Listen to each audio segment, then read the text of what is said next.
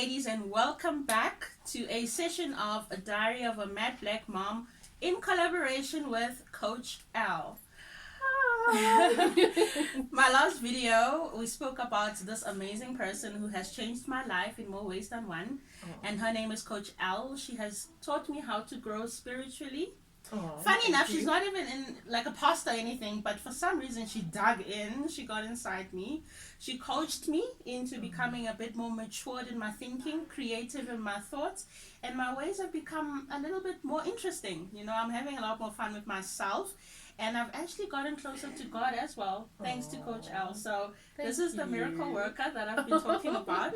She's also a very close friend of mine, and before she knows it, she'll probably be a godmother to my kids. But let's keep it slow for now. Step at a time. Yeah.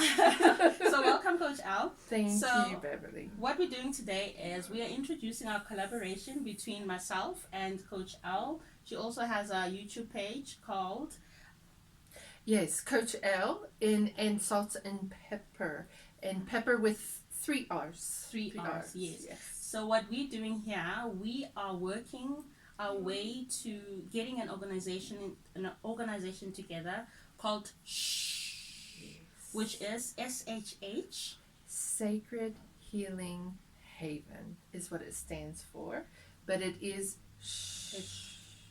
Because we are healing you in a haven secretly. Yes. So we are here today to introduce that platform that is all for women, by women, and to empower women in any aspect of life. And I will hand over to Coach Al to tell us more about this platform. After that, we're going to tell you about our week. We had a very interesting week, which is why this session is called The Pool Table. Yes. So over to Coach Al. Okay, thank you, Beverly. It's a pleasure. Okay. Yes, we are going to be launching SHH. It is for women. It's to empower women. As you will hear, the past couple of weeks have been quite rough. Actually, the past couple of years have been quite rough. Yeah, it's been like a mountain. Yeah, but I think as women, we go through our ups and downs, and we have our struggles and our challenges, especially as single moms. Yeah. So I have found that other single women really have been very supportive of me, and I would like to think that I've done the same for other women. And I just actually want to make it to where we can come together. And even if it's having groups, if it's having coaching circles, if it's doing yoga, whatever it is, we come together to find peace. Because I think a lot of us are being knocked left, right, and center. We're trying our best, and it's tough out there. It's just tough. It's tough. It's tough. And every time you feel alone. Yeah. Every time you try to do something good, it comes back and you get a knock. Yes. It's hectic. It's quite hectic, yeah. So we've started this, or we're getting ready to launch it, to support women. We will be sending invites and different things out to some of the women that we know, and we just hope that it grows bigger and bigger. But it's mainly to support our women out there. I think it's important as moms, as wives, as women, that we are okay. We tend to give to so many people. We're givers. Yeah, we're givers. We have to take care of our children. If the husband's still around, you have to give to your husband. We have extended family, we have friends, everybody that we're given to, and oftentimes we forget ourselves. 100%.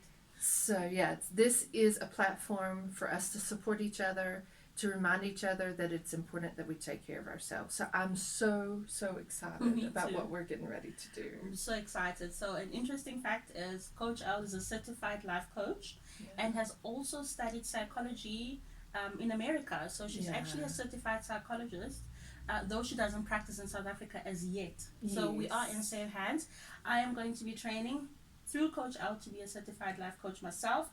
And with the SHH Foundation, we should also be opening up that platform to train women to become life coaches in their own rights as well. Exactly. Because what I've learned from Coach Al is this kind of training actually helps you in any aspect of life. If anything, you don't just manage yourself, you manage your own environment and your own success. Yes. You manage your thoughts, you manage your feelings, you manage your responses. You're actually creating an environment that you want to be in with this kind of coaching. Are you sure you're not a coach yet? Well, I've got the best training me right now, so. When she speaks, she just sounds like a natural life coach to me. I think wow. It comes with the passion. If you want to help people by starting to help yourself, automatically you've already won the race. Yes. Because for people to be able to take from you, you need to have a mechanism to fill yourself. Yeah, it's true. You cannot give from an empty cup. No, you can't. Although a lot of times we are running on empty, but we have to find a way to fill our cup again.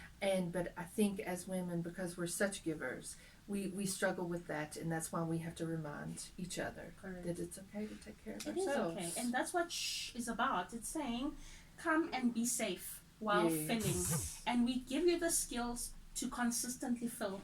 Exactly. And help others fill themselves, because we can't always be giving.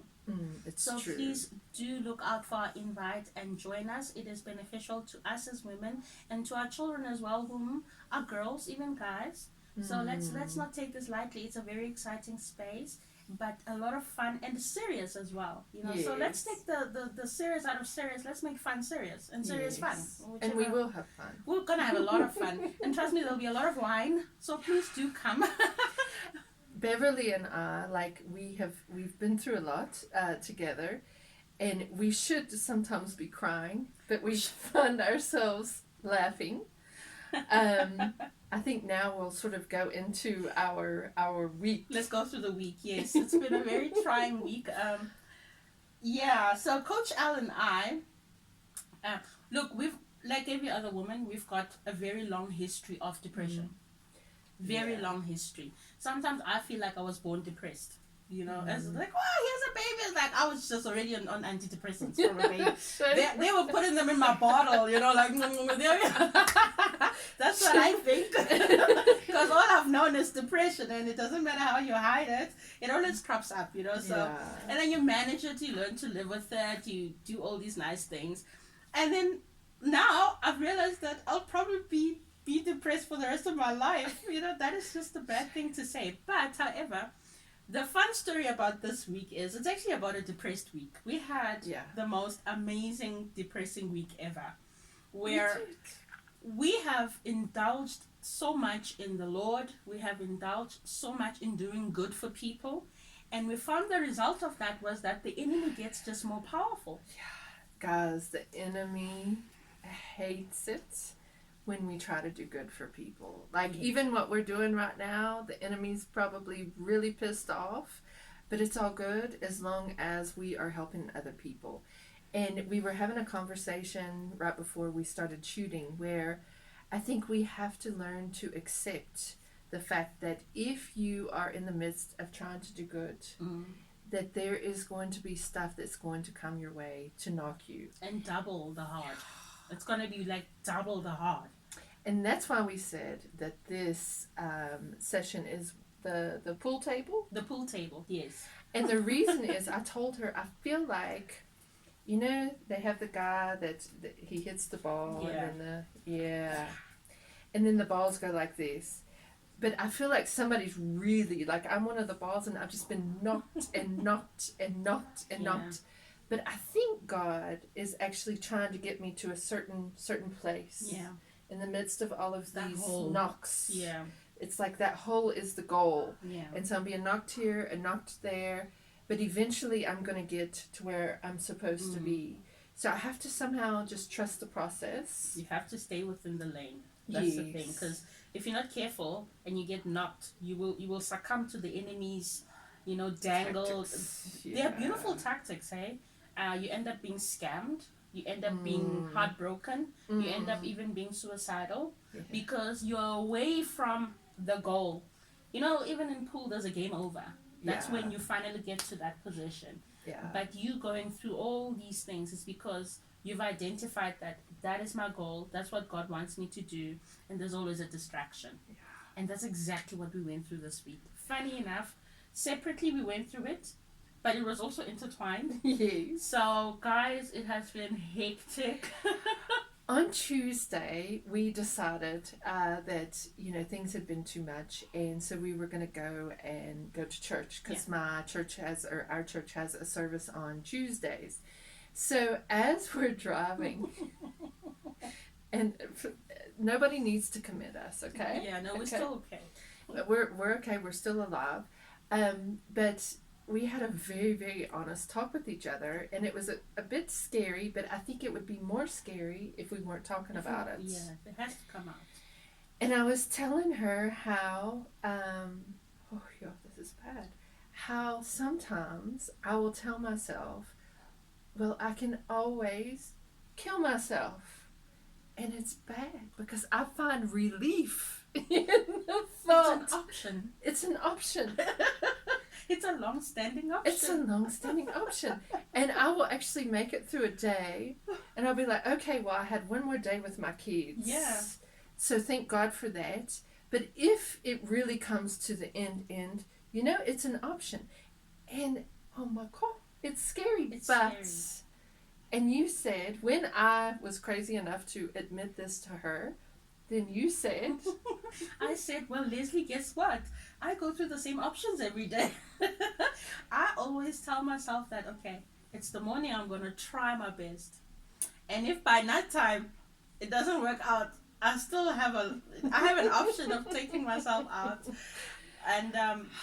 And then I didn't feel so alone or as crazy. I was like, well, if I'm crazy, then at least we're crazy together. We'll be neighbors at the psych ward. Yeah. However, this conversation, Leslie, it sparked some real thoughts in my mind that if two very, very intelligent women like myself and you are saying this on our way to a holy place, that is screaming, I need help, right? Yeah. And out of most people that I know, the two of us are actually helping people. And we know how to help ourselves as well. I think that's why we can help people as well. However, if we could still have those feelings every day and still look normal, how many more women out there are actually thinking of this as an option? And they're too scared to say it, and in turn will end up acting on it. No, guys, it's very scary. Like you say, there's, we have all these things, that we can say, oh, wow, I'm educated, I have this, da, da, da, da, da. And we still, at the end of the day, though, we're human and we have these feelings. But I have a very strange feeling that there are many, many more women and maybe even men around us. And children. That are going through these emotions and these thoughts. I met with two ladies yesterday, and we were also talking about something similar. There's a lot going on in the world. There's a lot of pressure, a lot of different issues, and not just me and you are being knocked. A lot of people are being knocked. Just the basics can be a struggle these days. Bread. Me and her, the conversations we have about just being able to provide bread for our children can be intense. Yeah. So basically what we're trying to say to you guys today, and yes, we're being very real, but you guys know me, I'm very real. I'm scary real. But I feel like it gives other people permission to also say, look, I'm also struggling. Yeah. So we also want to give people permission to come and say, you know what, I have these thoughts, I'm going through a hard time. Because as you open up about these things, it helps you to heal. And you actually realize that you're not alone. Just like when I spoke to Beverly on the way to church about this, she was like, Leslie, you know what? I feel the same. Yeah. So, but of course, then we uplift each other, we help each other, and we know that we're not alone. And that's the game, right? The game is the more you know you've got a soul, that's how you can heal it. Yes. And even if the healing takes forever and a day, the point is you've started the process. Exactly. So denial is something that most of us have gone through for a very, very long time. And me having to talk to Leslie, saying that I also feel like killing myself at least once a day as a last option, it kind of shows me that I've grown out of the shame of saying I'm not okay. Yes. So now that I know I'm not okay, I know that there's someone else who believes they're not okay, and we work towards it together, you know? And guys, like, I'm a life coach. I'm trained as a psychologist. I have like all this education, and I still have my moments when I'm like, yo, I'm losing it. It's enough. But I'm also still human. Yeah. So it's okay. Sometimes we feel pressure. We've got to act like this and act like that. But I feel like when we're real, that's when we truly heal. And this is the healing space. This is, and even if you join an organization like where it's a healing haven, you have to actually come knowing that you are ready to face the soul. Yeah. You can see the soul, and you know it's there. Whether you don't know how it got there, we can deal with that later. But it's there. You can't come looking for healing, not really sure if you're ready to accept the hurt or the soul or the depression or the anxiety or the whatever it is. And maybe, Leslie, we're just looking at the depression side. There's also drug abuse and all these other things, anxiety and that. And we can all class them as one. It's all a soul that needs to be looked at. It needs to be healed. So we are here with our sores. They're very painful, you know. But I must say, even as painful as they are, because we know we have each other and we have this sacred healing haven, we sleep at night. Yeah. We wake up in the morning and it's a new day every day. And we want to extend the same to our fellow women, you know. It's true. So basically, Beverly and I, we give each other hope. Yeah. So now we want to go out to you guys, and we actually want to tell you that there is hope. There's support. We're here. Let's come. Let's be real together. I'm so looking forward to this journey. Me too. Yeah. We're going to have loads of fun. There's going to be some tears, and that's okay. But I'm really, really excited. So I just want to say thank you for taking this journey with me. And it will not be long until you guys hear from us and the invitations will go out. It's going to be a launch of something beautiful. And so, yes, I look forward to everything that is coming our way.